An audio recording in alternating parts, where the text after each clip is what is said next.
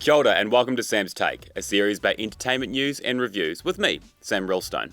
Today I'm looking at a film that stars Nicolas Cage as Nicolas Cage, The Unbearable Weight of Massive Talent. Directed by Tom Gormican, Nicolas Cage plays a fictional version of himself who begrudgingly accepts a $1 million offer to attend the birthday party of billionaire superfan Javi, played by Pedro Pascal.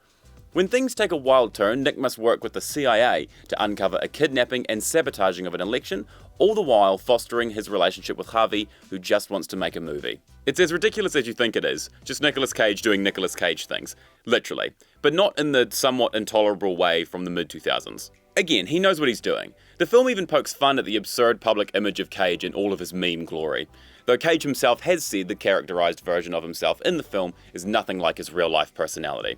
Pedro Pascal is very endearing as Javi, portraying a sweetness with just the right amount of intensity when he needs to. And the chemistry between Pascal and Cage is wonderful. They bounce off of each other and listen really well to create quite decent comedy that, at its core, really simple and effective. I initially thought the film was going to be a bit self-indulgent, especially given the title. I even thought the role was written by Cage, not for him, which was actually the case. But the film is very meta, with multiple little moments that reference the movie itself and movie making. Nick the character talks a lot about getting the role of a lifetime, and I reckon this role he's playing as himself is that role for the real actor Nick Cage. And if you've seen Tropic Thunder, there are similar elements that are just as intelligent.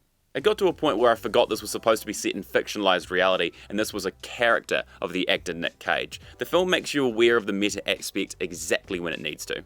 For all intensive purposes, the movie shouldn't work. There's this weird subplot of election fixing and cartels and kidnapping that suddenly appears. The movie should be pulling you out of the narrative time and time again.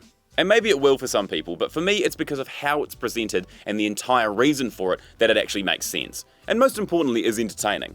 There's a decent chance this movie won't be for everyone. There are definitely moments and plot threads with Nick's family that don't land as well as they could, coming across a bit forced or cringe. But the thing about it is that it made me think that that was intentional, given the film's commentary on film history and convention.